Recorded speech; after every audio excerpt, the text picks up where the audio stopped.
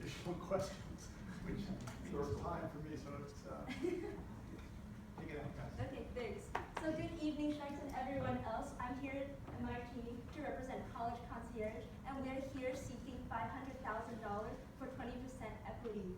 And now I'm going to give this to Evan to talk about our youth business proposition. All right, so what is a concierge? A concierge is a person that arranges services for others in an attempt to help them assimilate to a new and unfamiliar environment. They do this with care and compassion, and they essentially act as a middleman between big businesses and these new people trying to assimilate to this new environment and create a nice coordination of services.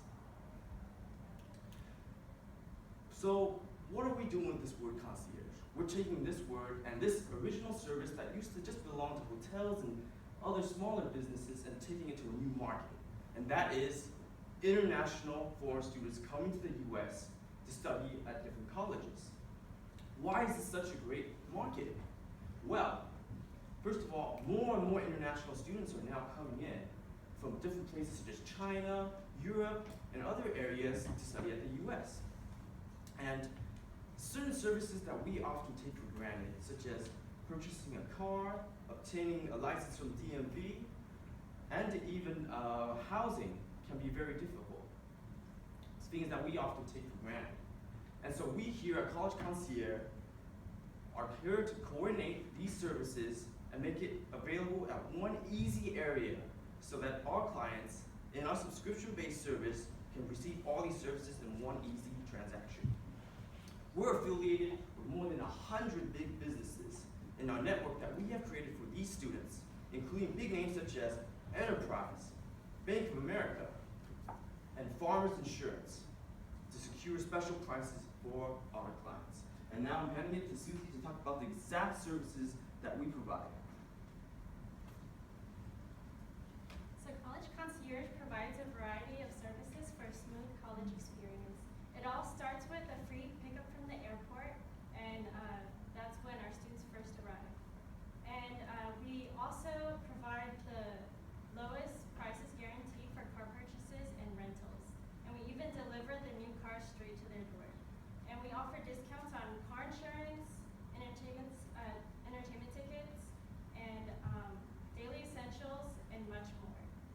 Our multilingual staff is available 24/7 for our students' convenience. We offer the best rates while giving our partnerships a growing market. And now Chris will talk about how we secure these exclusive discounts with our partnerships. So Kevin mentioned a bit about how we partner with a lot of big corporations in the United States. And so therefore we are able to offer a one-stop service for our students. So they can just call us and then we can take care of all of their needs. So for example, we partner in the car industry, we partner with all the major car brands in the United States. For car rentals, we partner with Enterprise and Alamo. For insurance, we partner with Farmers and Progressive. For furniture, we partner with, for example, Cord Furniture, and then for storage, we partner with Pods. And so, besides this, we're able to offer a peace of mind for the students' parents as well in China or in other countries that they might come from, as well as able to take care of them once they're in the United States. And there are basically a couple of criteria that our corporate partners have to meet to partner with us, and that is they have to offer the best-in-class service. They also have to be a well-recognized brand in the United States, and most importantly, they have to able to understand to help international students, and as well as provide them with a discount that they cannot get by themselves. Well, so how can we get the revenues? Our revenue, the majority of them are come from the subscription-based membership fee, and also we also receive the car commissions when clients buy and sales car through us, and about 1% of revenue come up from other streams. Now Lei is going to talk about financial stuff.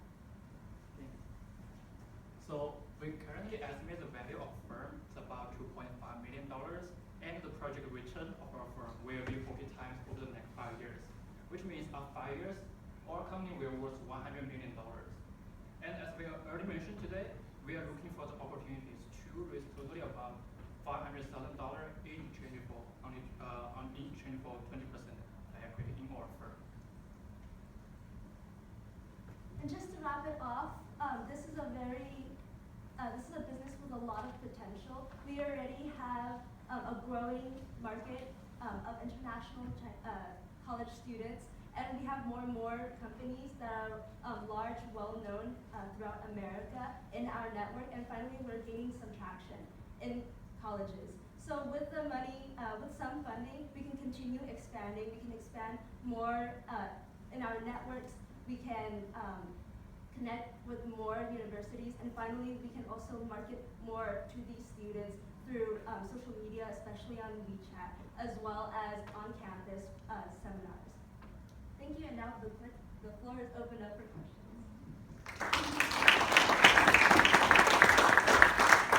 Are you running a beta or an MVP, or are you functioning now? Yes, we're actually currently functioning. We have over, I think right now the current number is about 500 or a little bit more than that, students that are currently enrolled, and most of them are paying at the moment.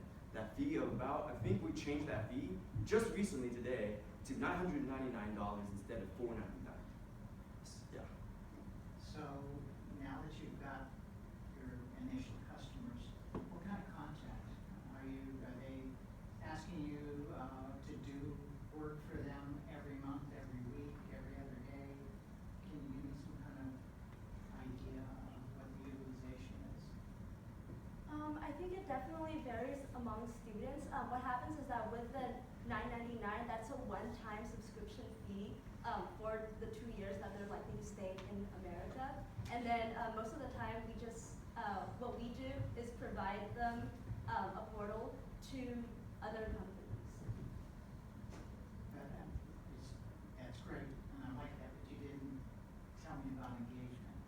So right now we're paying and you never hear from them again, which is great for the bottom line, or are they engaged with you and the work that you're doing is costing more than the $10 a week that you've amortized of your subscription? Can you give us any feedback on that?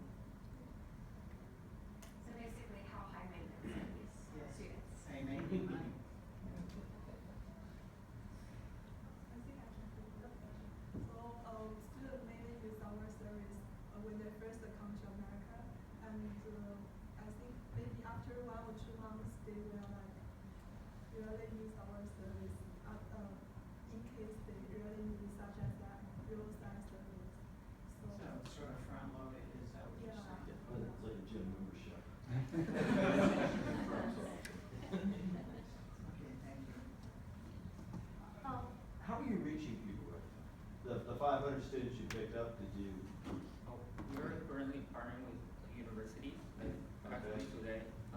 Is it through like admissions, so when somebody gets accepted, they take your flyer and send it out with the letter, or something like that?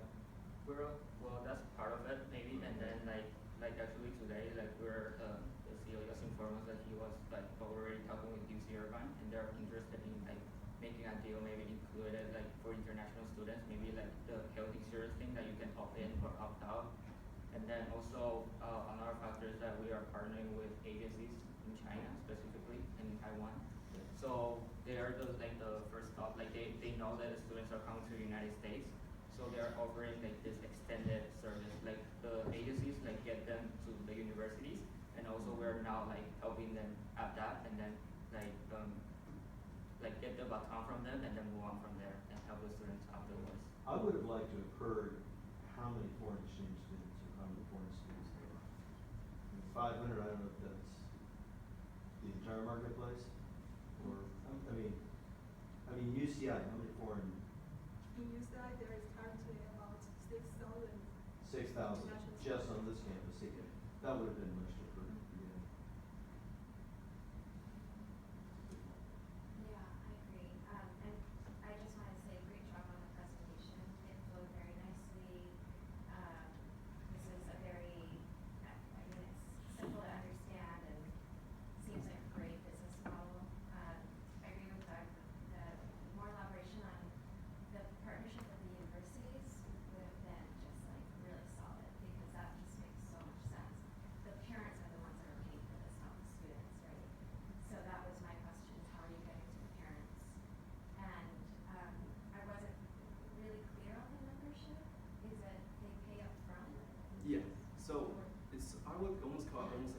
Costco, but for services. So Costco, every year, you pay a certain membership fee in order to do service with them.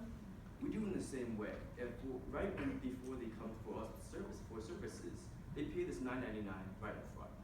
Of course, we have the different acquisition costs, like you guys were asking before, about $35 a student. And to break even, we need about 220 students at the moment.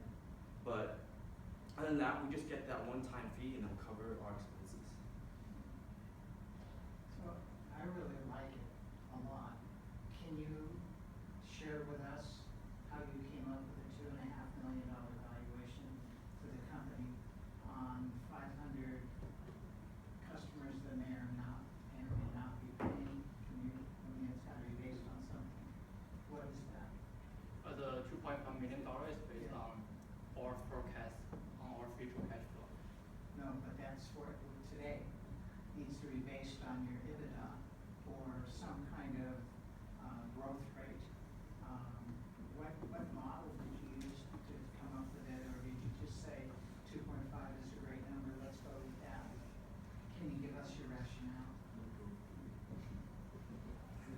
So, it's like we have a projected financial A little louder, please. we have a projected financial statements, and like we basically calculate everything there, and based on that we discount those cash flow back into present, and we come up with that value of 2.5 million. Yeah. Thank you. We have That's, a I was spreadsheet. looking for a formulaic answer. Thank you. What's forbid the admissions office at a university to do this themselves? What would happen? Or some adjunct, I just made up admissions, and somebody on campus doing it themselves. What happened is that our CEO, right there, noticed that there is a gap in the market where universities and colleges do see it as a hassle. Like they have students coming in, but they aren't so much helping them assimilate into their local environment, especially because they're from abroad and they're not used to here. That he decided to found this business to help them kind of get more used to the local area. I'm gonna go back to something Mike alluded to here too, because it sounds like it's a call center. They just call in to get a person, talk to them, as opposed, are you planning to put in an actual physical person? Right That they now- can come and see and visit and talk to and say, Yes. hey, this is great, you have me a car, but I'd sure like to find a really good pizza parlor somewhere. Currently, we do have a few ambassadors on select campuses, and we're Okay. planning to expand further, and that's also what I kind of meant in expanding and like marketing to students. We plan on right now focus on select universities as well as our online platform, and then once we are more connected, I guess, to those universities, we would also have more students working on And the brand ambassadors, how do you compensate them? They actually compensate us at the moment Okay. because it's kind of weird. I like this model. Universities, they're meant, kind of what she was saying, was meant to make sure the students are safe, and to help them with their education. However, their personal lives off campus, now, universities aren't, able to really respond to the needs of every single student at the moment. And universities see us as kind of like another business they can really work with. And, look at Brett's face right now. Trustworthy guy, I do business with him too, So they see his face, business done. And How you doing? So he really talks to the campuses and ensures that we are a good organization that can really fulfill what the colleges cannot. And yeah, it's definitely a challenge. But we're in a way providing services for the colleges as well. And a lot of colleges, UCI, UCLA, are really recognizing this as